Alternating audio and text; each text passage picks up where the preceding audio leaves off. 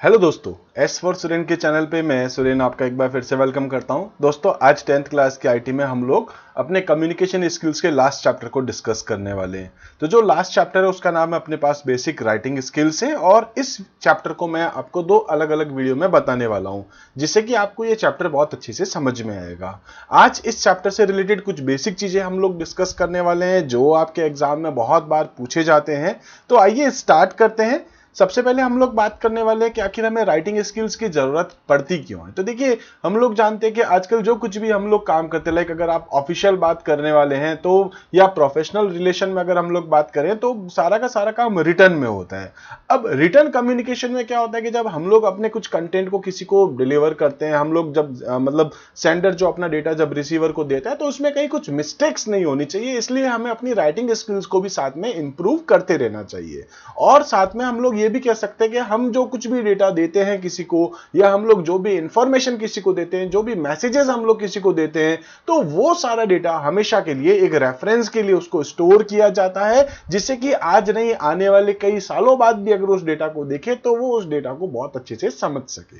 ठीक है, तो आज हम लोग स्टार्ट करते हैं basic writing skills. Basic writing skills में हम लोग सबसे पहले थोड़ा सा कुछ डिटेल में हम लोग यहां डिस्कस कर लेते हैं, जिसमें कि written communication is preferred for all official purpose. Common सी बातें हैं जो आप जानते भी हैं, बट यहां पर थोड़ा सा क्योंकि चैप्टर से रिलेटेड हम लोग हैं तो आपको थोड़ा सा कुछ बताना चाहता हूं। ठीक है, तो written communication is preferred for all official purpose. It allows us to keep a record of the communication which can be used for further reference.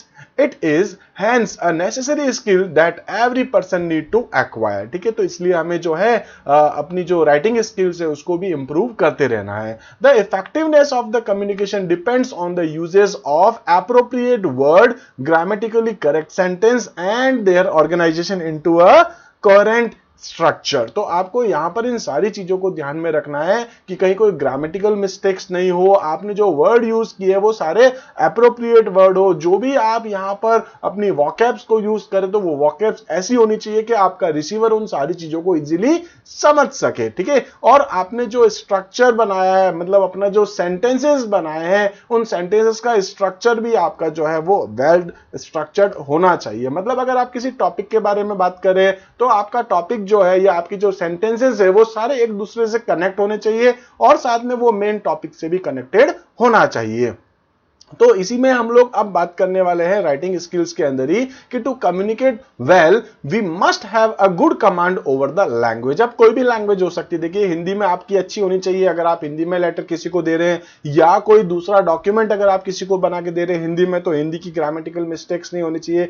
वो जो वर्ड्स आप लिख रहे हैं वो वर्ड सारे जो शब्द जो है वो एकदम सही से होने चाहिए। इसी तरीके से अगर आप इंग्लिश में यूज करें तो इंग्लिश में भी आपको जो है ग्रामेटिकल मिस्टेक्स और ये सारी चीजें आपको दूर रखनी है। तो यहां पर जो है इस चैप्टर में जो है वो आपको इंग्लिश कम्युनिकेशन या इंग्लिश लैंग्वेज को लेकर के यहां कुछ बातें बताई जा रही है, वो हम लोग आगे अभी डिस्कस करने वाले हैं। तो वही सारी चीजें मैं आपको एक बार फिर से कह देता हूं कि to communicate well we must have a good command over the language in which we are communicating. We should also avoid any grammatical error while writing. To improve our writing skills, we will study the basic components of English grammar and how they should be used effectively. तो यहाँ पर हम लोग English grammar के बारे में थोड़ी सी बात करने वाले हैं। देखिए, आपके एग्जाम में बहुत कॉमन क्वेश्चन है, फ्रेज क्या होता है, सेंटेंस क्या होता है। तो फ्रेज और सेंटेंस को हम लोग यहाँ पहले एक बार डिस्कस करने वाले, और साथ में फ्रेज के टाइप्स वगैरह या सेंटेंसेस के जो टाइप्स है वो भी हम लोग यहाँ डिस्कस करेंगे। तो सबसे पहले हम लोग बात करते हैं फ्रेज क्या होता है।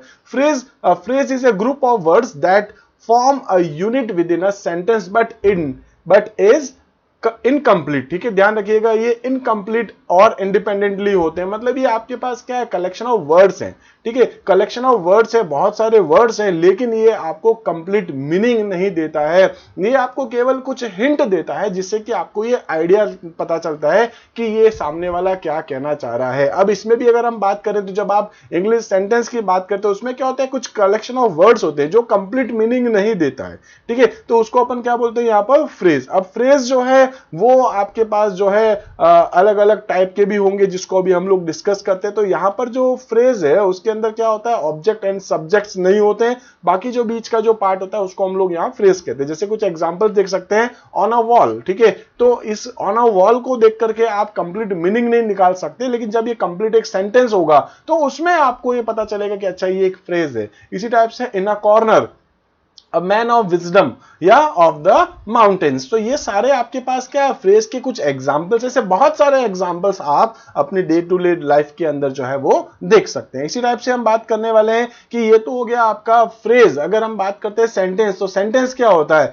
While a group of words that makes complete sense is called a sentence. जब कंप्लीट वर्ड आपको मिलता है, कंप्लीट सेंस आपको मिलता है, तो वो आपका क्या कहलाता है, यहां पर सेंटेंस। जबकि कलेक्शन ऑफ वर्ड्स तो है, लेकिन वो केवल एक हिंट दे रहे हैं, ठीक है, उनका कंप्लीट मीनिंग या कंप्लीट सेंस नहीं निकलता है, तो उसको हम लोग क्या बोलते हैं यहां पर, फ्रेज। अगर हम बात करें, एक सेंटेंस लिखा है टू लर्न फ्रेंच, अब ये क्या हो गया आपके पास, फ्रेज है। जबकि इसको मैं कंप्लीट सेंटेंस बनाऊं तो इसके लिए क्या होगा, she wanted to learn French. अब टू लर्न फ्रेंच के लिए अपन ने क्या ऐड कर दिया, इसमें साथ में एक वर्ड, इसको सब्जेक्ट को ऐड किया, तो मैंने क्या कर दिया, she wanted to learn French. अब इससे क्या हो जाएगा, ये कंप्लीट आपको एक सेंस दे रहा है, इसमें वर्ब भी है, इसमें सब्जेक्ट भी है और साथ में हमारा फ्रेज भी था, ठीक है। तो फ्रेज क्या है, समझ में आया होगा, कंप्लीट सेंस नहीं देता है, जबकि सेंटेंस आपको कंप्लीट सेंस देता है। तो बेसिक सी चीजें हैं।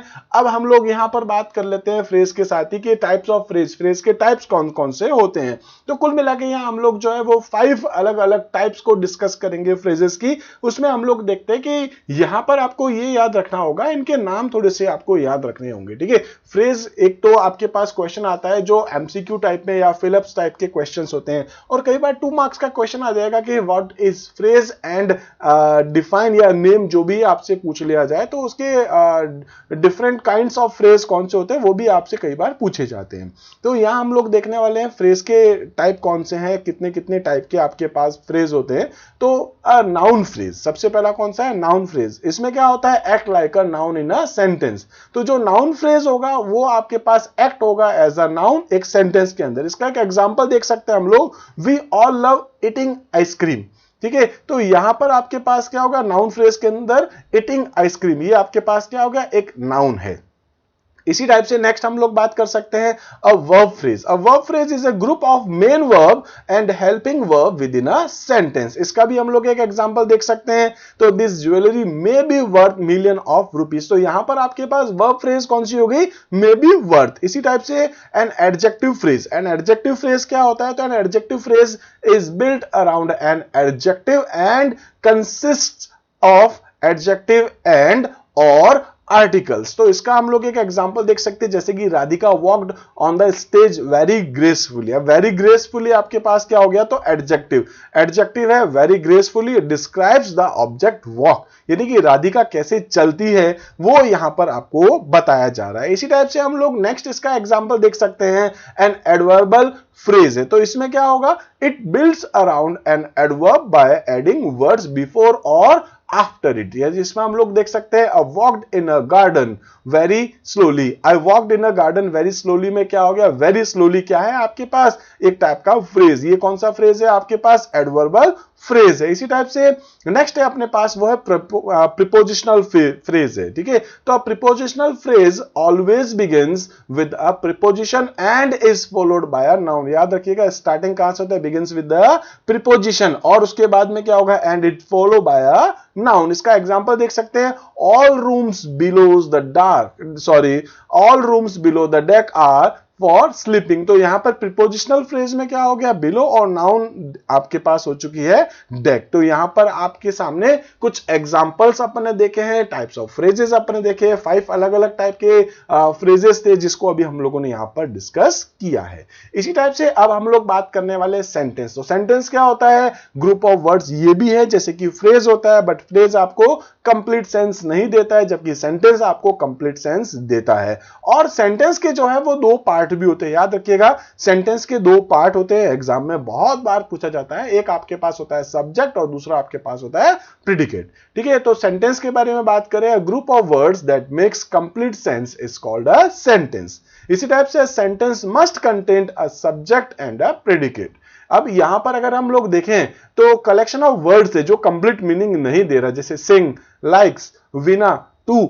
अब अगर अपन इसको बोले तो इसका कंप्लीट सेंस नहीं आ रहा है, मतलब कलेक्शन ऑफ वर्ड्स तो है, ठीक है, makes no sense, therefore it is not a sentence. जबकि अगर मैं इसको सेट करता हूं, इन वर्ड्स को आगे पीछे करता हूं जिससे कि इनका अपने को एक कंप्लीट सेंस मिलता है, ठीक है, जैसे विना लाइक्स टू सिंग, अब यहां पर क्या हो गया, make sense, therefore it is a sentence, ठीक है। तो सेंटेंस जो है आपके पास क्या होता है, कलेक्शन ऑफ वर्ड्स तो है लेकिन साथ में वो कंप्लीट सेंस भी देता है। सेंटेंस के दो पार्ट होते हैं, पहला है सब्जेक्ट, दूसरा है प्रेडिकेट। कभी भी आप कोई सेंटेंस देखते हैं तो उसमें जिसके बारे में ये सेंटेंस कहा जा रहा है वो आपके पास सब्जेक्ट होगा और बाकी जो बचा हुआ है वो पूरा आपके पास प्रेडिकेट होता है। तो यहां पर हम लोग बात कर सकते हैं kinds of sentence. Kinds of sentence में बात करें तो there are 4 kinds of sentence. पहला है आपके पास असर्टिव और डिक्लेरेटिव सेंटेंस, जो एक सिंपल सा स्टेटमेंट होता है, ठीक है। दूसरा आपके पास होता है इंपेरेटिव सेंटेंस, इसमें आपको एक कमांड देते हैं किसी को। इसी टाइप से आपके पास है इंटरोगेटिव सेंटेंस, इसमें क्या होता है, कोई क्वेश्चन आस्क किया जाता है। और नेक्स्ट आपके पास है वो है एक्सक्लेमेटरी सेंटेंस, जिसके अंदर कोई एक्सक्लेमेशन सिंबल्स आप देखते हैं। तो इसको हम लोग देखते हैं, एक एक करके डिस्कस करते हैं। पहला है आपके पास an assertive sentence is a sentence that states a fact. Such a sentence is a simple statement that indicates assert or declares something, ठीक है। तो यहां पर अपन इसके कुछ एग्जांपल देख सकते हैं। We will not tolerate this, ठीक है, we will not tolerate this, ये आपने क्या कर दिया, एक सेंटेंस आपने कहा, एक स्टेटमेंट था आपका। इसी टाइप से कह सकते हैं आई एम योर फ्रेंड, ठीक है। तो ये भी आपके पास एक सिंपल सा स्टेटमेंट है। तो ये आपके पास जो है असर्टिव सेंटेंस की कैटेगरी में आते हैं।